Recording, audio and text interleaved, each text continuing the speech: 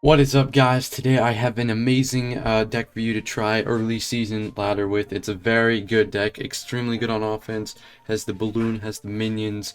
The minions are very good DPS. They're better than skeleton dragons against graveyard and a lot of stuff, so I recommend you try this out.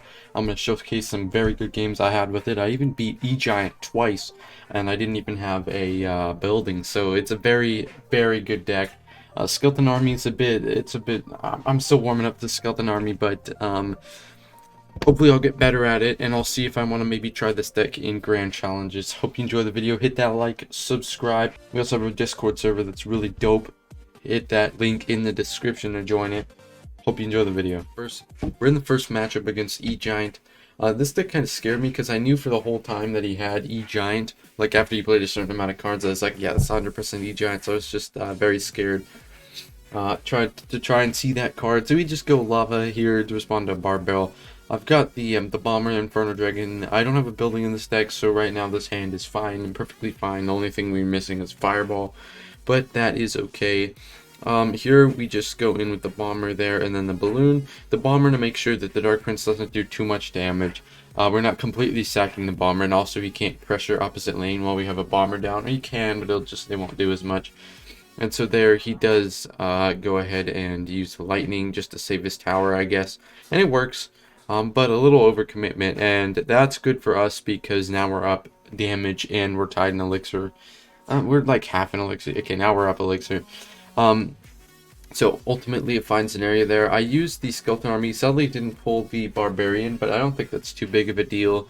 The main goal is that it stopped the Inferno Dragon from doing anything.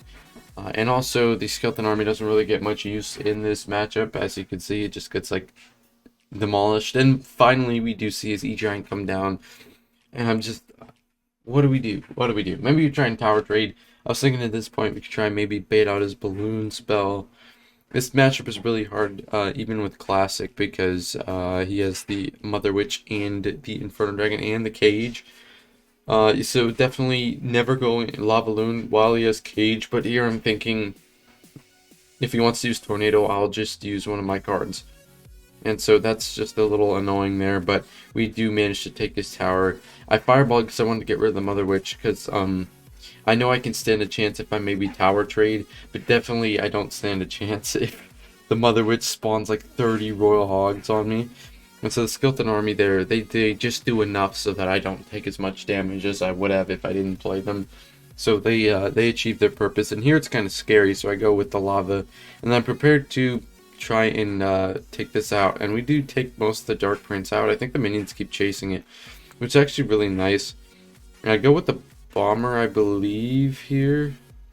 No, I don't. Sorry. We go on offense with the bomber. I want to try and take out that Mother Witch.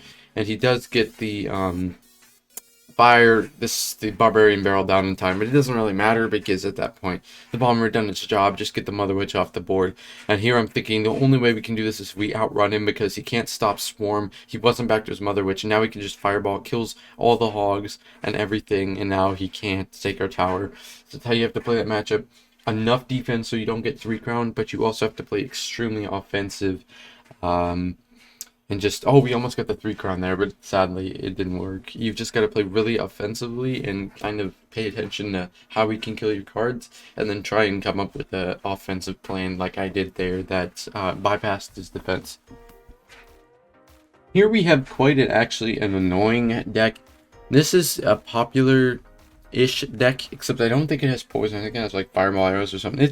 This deck was a weird mixture between Pekka, Mega Knight Bridge Spam, and the Skeleton King Graveyard deck that's really popular right now.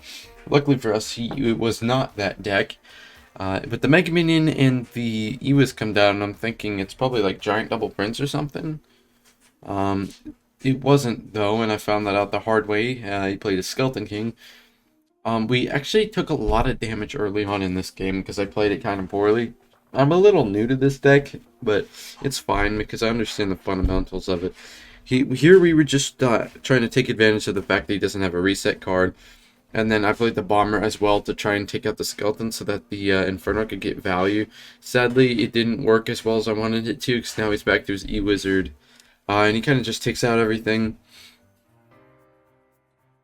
I think it's a bit of an overcommitment by him. We're up like 7 elixir now, because he played the Ewiz. I don't think the Ewiz was actually needed there, in on all honesty, because he didn't really do anything. But okay, yeah, he killed the rest of my push, but I feel like he would have done that anyway.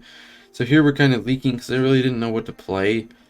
I should never do that. We leaked 2 elixir, but I was just kind of, I didn't know what he had, and I didn't want to play something to get like overcommitted. And he goes that in the back, which means that it does charge up the whole Skeleton King. So you can see why that was probably not a good play. But what else was I supposed to do? You know, I don't want to use cards I might need in the future. So we went balloon opposite lane there just because I wanted to try and bait out something on the right side, or the left side, sorry. It didn't work, sadly. The balloon did get 1 death bomb, but also we had to spend a lot on defense. He went with the E-Wizard actually, which made us up elixir, so we were able to go in with the lava here, which is good because I don't like going in with the lavas when we're down elixir, because then he could just punish. He ultimately ends up punishing anyways.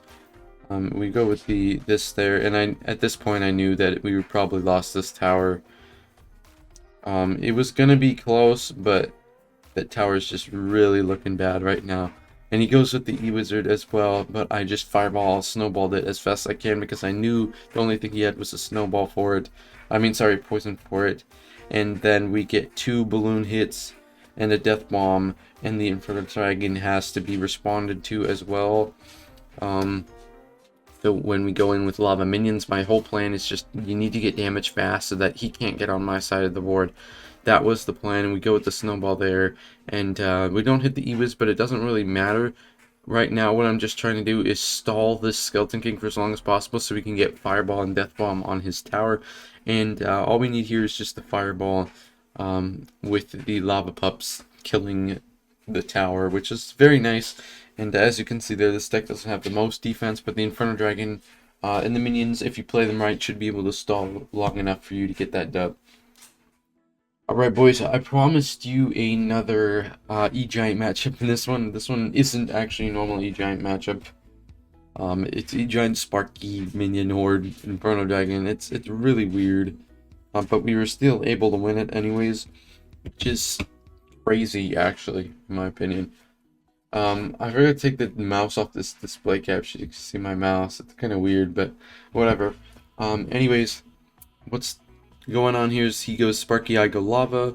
I think it was the other way. Who played it first? I believe, yeah. I don't usually go lava first place. That was what I was wondering. Anyways, what happens here is an E-Giant in front of it, and I was 100% not ready for that actually. We go with the balloon though. He is low on elixir, so we can just go in here.